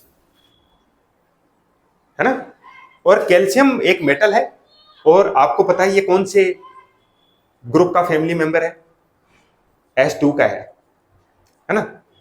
सेकंड वाले जिनको हम बोलते हैं अर्थ एल्काली मेटल्स हैं, उनका मेंबर है। और ये कितने इलेक्ट्रॉन इजीली दे सकता है? 2 दे सकता है, Ca++ या Ca2+।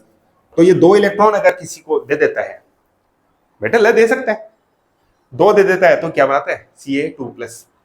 और केमिकल रिएक्शंस में ये 2 इलेक्ट्रॉन अपने जो है लूज कर सकता है, इसीलिए कैल्शियम की वैलेंसी कितनी हुई?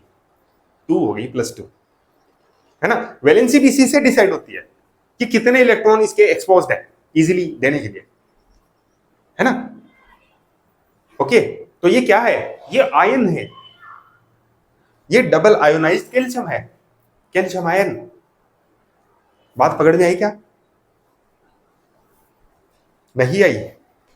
अभी तो समझा है मैंने कि सारे इलेक्ट्रॉन्स हैं, जितने प्रोटॉन न्यूक्लियस में होते हैं उतने इलेक्ट्रॉन अगर बाहर हैं तो कलेक्टिवली टोटल चार्ज 0 होगा।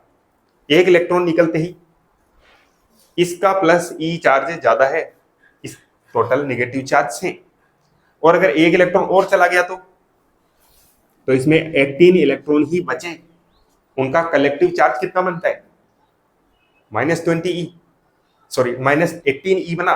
और न्यूक्लियस में जो चार्ज है वो चेंज हो नहीं सकता, क्योंकि न्यूक्लियस तक कोई भी स्ट्राइक नहीं कर सकता है।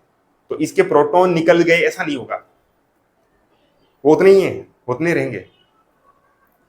आता जाता कौन है? मटेरियल में आता जाता कौन है? इलेक्ट्रॉन।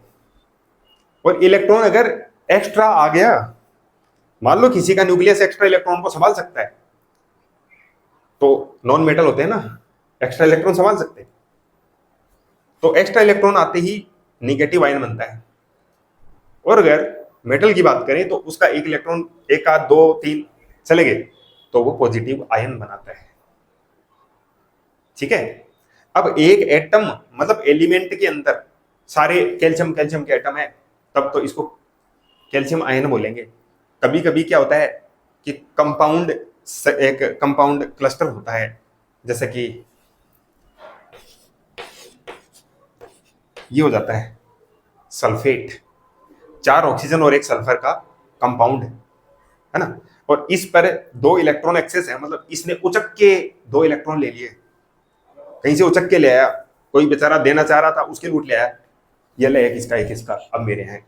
अब ये जो दोनों हाथों में लड्डू लिए घूम रहा है, ये कौन है? ये सल्फेट है। इसका मतलब ये डकैती करके आया, 2 इलेक्ट्रॉन एक्स्ट्रा लेके बैठा है, इसलिए इसके ऊपर चार्ज है ना शो हो जाएगा 2 नेगेटिव। इसका मतलब 2 इलेक्ट्रॉन का एक्सेस चार्ज है। कितना इसका टोटल चार्ज? -2E। इसको क्या बोलते हैं? रेडिकल बोलते हैं, केमिस्ट्री में बोलते हैं रेडिकल। अब देखो रेडिकल वर्ड ऐसा होता, हे भगवान, ऐसी खतरनाक अंग्रेजी रो है, खतरनाक वाला वर्ड रेडिकल। मुझे क्या पता रेडिकल क्या?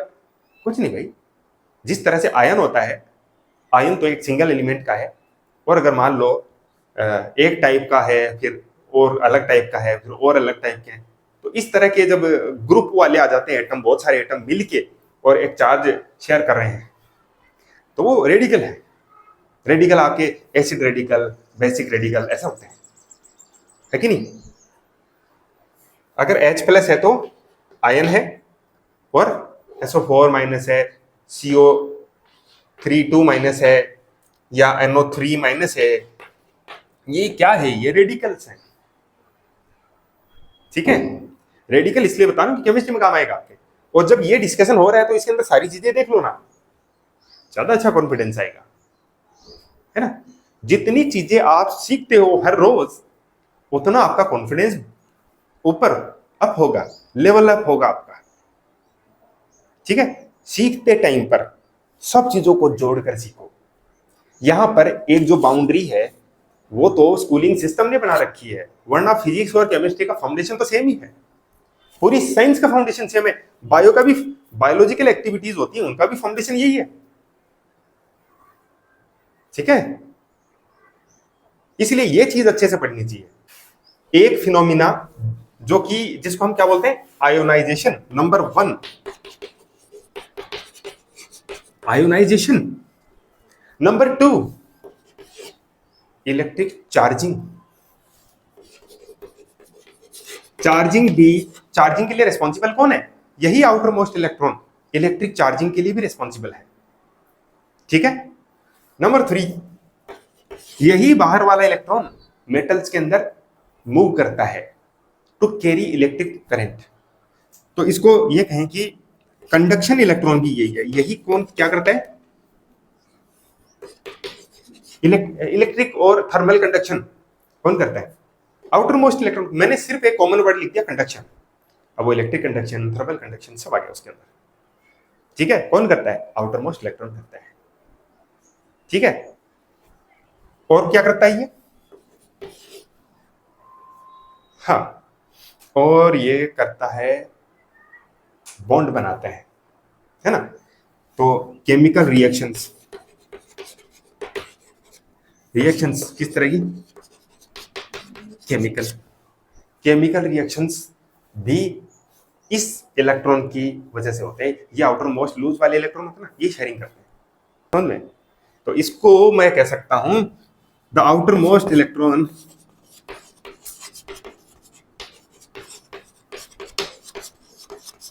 Is all business electron.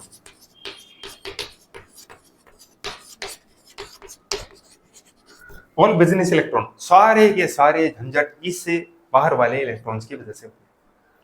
बाहर से रेडिएशन आएगा, इस बेचारे पे पड़ेगा, है ना, ये उसकी एनर्जी को एब्जॉर्ब करके निकलता है, मोस्टली इसके साथ ही होता है ना।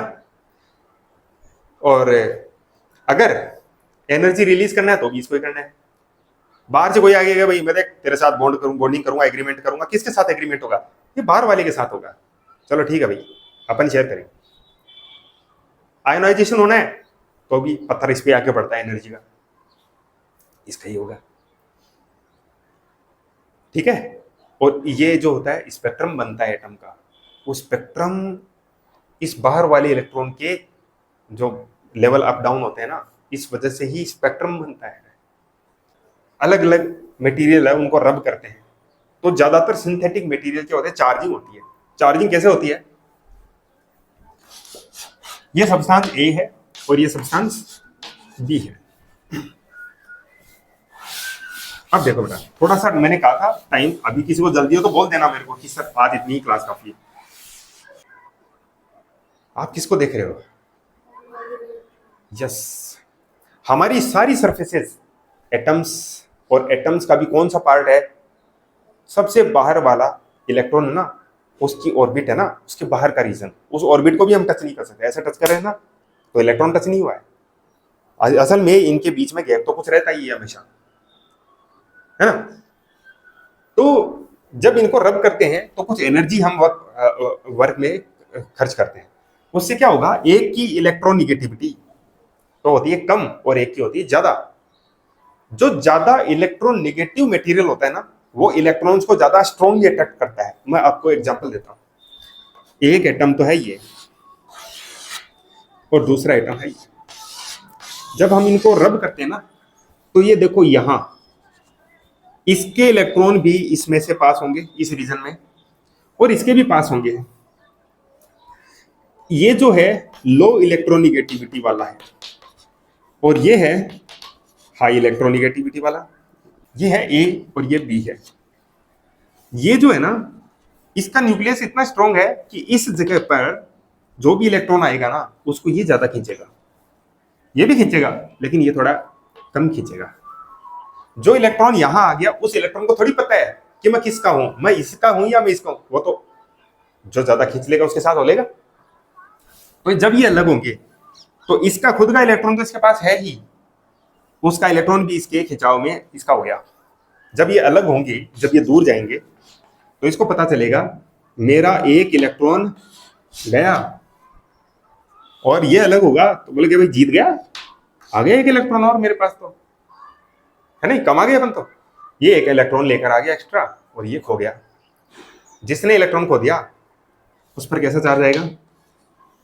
पॉजिटिव। और जिसने एक्स्ट्रा गेन किया उस पर कैसा आएगा? इसका मतलब ये है कि जब इनको रब करेंगे, इन कॉन्टैक्ट रबिंग होगी, तो फिर एक पर जो होगा निगेटिव चार्ज आ जाएगा और दूसरे पर पॉजिटिव चार्ज आ जाएगा। अब इसके अंदर चार्ज की सारी प्रॉपर्टीज यहां पर हम डिस्कस कर लेंगे। क्या? मान लो इस सब्सटेंस ने 2 इलेक्ट्रॉन खो दिए, तो इस पे चार्ज कितना आएगा? +2e। और वो 2 इलेक्ट्रॉन ये लेकर आ गया, तो इस पे निगेटिव चार्ज आ गया एक्स्ट्रा, कितना? -2e। टोटल चार्ज अभी भी कितना है? 0। पहले भी कितना था? 0। इसका मतलब ये हो गया इलेक्ट्रिक चार्ज सिर्फ ट्रांसफरेबल है, न तो प्रोड्यूस कर सकते हैं, न डिस्ट्रॉय कर सकते हैं, ट्रांसफर हो सकता है। इसको बोलते हैं कंजर्वेटिव प्रॉपर्टी ऑफ चार्ज। याद रखना है, ये चैप्टर में आएगी।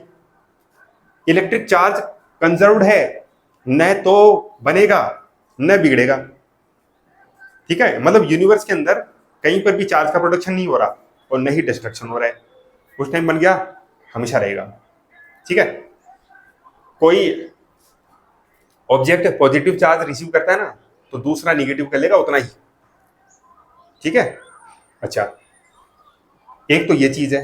दूसरी बात, आप मुझे ये बताइए, क्या ऐसा हो सकता है कि इसमें से हाफ इलेक्ट्रॉन इस पे चला जाए, या 1/4 चला जाए, बाकी यहीं पड़े? इलेक्ट्रॉन अनडिविजिबल पार्टिकल है। थोड़ी देर पहले हमने थॉमसन का पढ़ा था ना कि ये पार्टिकल है ना, फंडामेंटल है। फंडामेंटल मतलब ये कहीं भी डिवाइड होता हुआ नहीं दिखा है, ठीक है? तो दूसरा आ जाता है, दूसरी प्रॉपर्टी आ जाती है electric charge is quantized. Quantized का मतलब क्वांटा। देखो, आज के टाइम पे हमारे देश में सबसे छोटा जो कॉइन चलता है ना, 1 रुपी कॉइन है ना। अगर आप कैश में डील कर रहे हो तो आप पेमेंट कैसे कर सकते हो? 1.2 रुपी पे कर सकते हो? नहीं कर सकते। 1.9 ना, 2 कर सकते हो, 3, 1000 कर सकते हो, ओके, 115 कर सकते हो, 0.25 54 नहीं कर सकते, 58 52 सब बंद हो गए। 1 रुपी होगा, 2 होगा, 3 होगा और n टाइम्स ऑफ 1 रुपी होगा। तो 1 रुपी को हम कहेंगे क्वांटा ऑफ कैश, ठीक है? क्वांटा का मतलब होता है smallest possible value that can come in the deal, है ना। तो जिसमें आप डील कर रहे हो उसकी छोटी से छोटी जो करेंसी वैल्यू है उसको हम कहते हैं क्वांटा ऑफ द क्वांटिटी। और कोई भी क्वांटिटी क्वांटाइज्ड तब होगी जब आप उसके अंदर डील करोगे, तो जो भी वैल्यू होती है ना, वो एक फिक्स स्मॉलेस्ट वैल्यू का इंटीजर मल्टीपल होती है। सो Q इक्वल टू NE, ये हो गया क्वांटा का कंसेप्ट। लेकिन ये 2 टाइप का हो सकता है, या तो इलेक्ट्रॉन डेफिशिएंसी हो या फिर इलेक्ट्रॉन एक्सेस हो।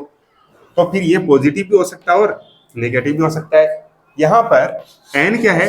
n इंटीजर है, n की वैल्यू 1 2 3 4 ऐसे इंटीजर होगी, पॉजिटिव इंटीजर, ठीक है? तो इसको बोलते हैं quantization of charge. Mass quantized है क्या? मास क्वांटाइज्ड नहीं होता है, ठीक है? क्योंकि एक फिक्स वैल्यू के इंटीजर मल्टीपल्स में मास ट्रांसफर नहीं होता है। पर इलेक्ट्रिक चार्ज क्या है? क्वांटिस्ट है। तीसरा आता है एडिटिविटी। एडिटिविटी का क्या है? Sigma Q, total charge. इसका मतलब ये है कोई भी पार्टिकल है या कोई ऑब्जेक्ट है, तो उसका टोटल चार्ज है ना, उसका टोटल चार्ज है एल्जेब्रिक सम से आएगा। एल्जेब्रिक सम में प्लस माइनस भी होता है, वैल्यूज भी होती हैं। बात समझे क्या? तो ये है टोटल चार्ज, सिग्मा क्यू से आएगा। ये एडिटिविटी का है, कोई इसके अंदर ऐसी कोई बात नहीं है जो कि फिर आती है law of invariance, invariance of charge. देखो वेरिएबल क्या होता है, वेरिएबल क्या होता है, वेरी का मतलब क्या होता है इंग्लिश में, वेरी, वेरिएबल का मतलब होता है चेंजेबल, है ना। जो चेंज होता है या चेंज हो जाता है उसको हम वेरिएबल कहते हैं, और जो चेंज नहीं होता उसको क्या कहते हैं, कांस्टेंट कहते हैं। ठीक है, तो इनवेरियंस का मतलब क्या होता है, इनवेरियंस का मतलब जो वेरी नहीं हो सकता, जो चेंज नहीं हो सकता है, मतलब जो है उतना ही रहे, तो उसको बोलते हैं invariable.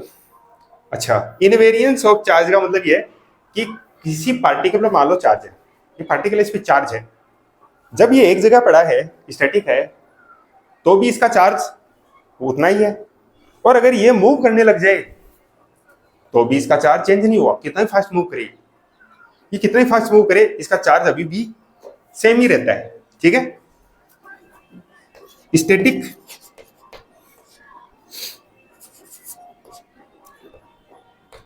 Static charge equal to moving charge, मतलब मोशन की वजह से चार्ज पे असर नहीं पड़ता है। बात समझी क्या? तो ये चार्ज की प्रॉपर्टीज है। आज हमने क्या सीखा, हमने आज ये सीखा है कि मटेरियल किस तरह का बना हुआ है, मटेरियल किस तरह से बिहेव करता है, मटेरियल में सबसे इंपॉर्टेंट कौन है, आउटर मोस्ट इलेक्ट्रॉन है, आउटर मोस्ट इलेक्ट्रॉन की वजह से जितने भी दुनिया भर के झंझट है वो सारे होते हैं। और इस एटॉमिक मॉडल में जिस तरह से इलेक्ट्रॉन का अरेंजमेंट है, उस अरेंजमेंट के हिसाब से देखें तो चार्जिंग के अंदर कितना तो टोटल चार्ज प्रोड्यूस होता है और कितना डिस्ट्रॉय हो सकता है वो हमने देखा, जीरो। ट्रांसफर हो सकता है, ट्रांसफर होने की वजह से चार्ज आता है ऑब्जेक्ट पर, और वो जो चार्ज है इन रूल्स को फॉलो करेगा, टोटल चार्ज चेंज नहीं हो सकता, और चार्ज हमेशा क्वांटाइज्ड होता है। क्वांटाइज्ड होने का मतलब क्या मैंने बताया, याद है? तीसरी बात, एडिटिविटी से हम टोटल चार्ज निकालते हैं, और चौथी बात यह है कि चार्ज पार्टिकल चाहे एक जगह रहे या मूव करता रहे, उससे उसके चार्ज की वैल्यू चेंज नहीं होती है। यहां तक हम आगे हैं, कल इलेक्ट्रिक चार्ज की डेफिनेशन से स्टार्ट करेंगे। डेफिनेशन को समझने में अभी भी थोड़ा टाइम लगेगा, 10 मिनट और लगेंगे, लेकिन वो आज नहीं करेंगे क्योंकि आज काफी लंबा टाइम हो गया अपने को। ठीक बात।